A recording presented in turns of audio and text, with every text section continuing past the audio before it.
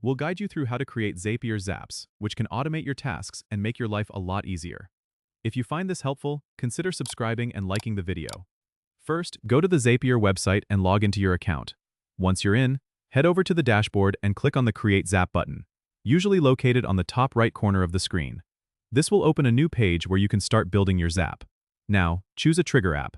The trigger is what starts your workflow, like receiving a new email or a form submission. Type the app's name in the search bar and select it from the list. After selecting the app, you'll need to choose a specific trigger event, such as new email or new form entry. Click Continue and then connect your app account to Zapier if you haven't already. You'll need to authorize access, which allows Zapier to interact with your app.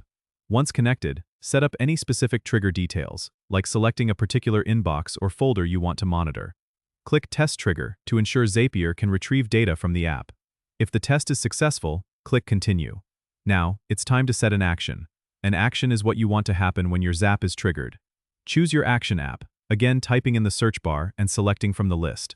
Once you've chosen your app, select the action event, like Create Document or Send Message. Just like with the trigger, you'll need to connect your app account if you haven't done so yet. Fill in any necessary action details and click Test Action to make sure everything works as expected.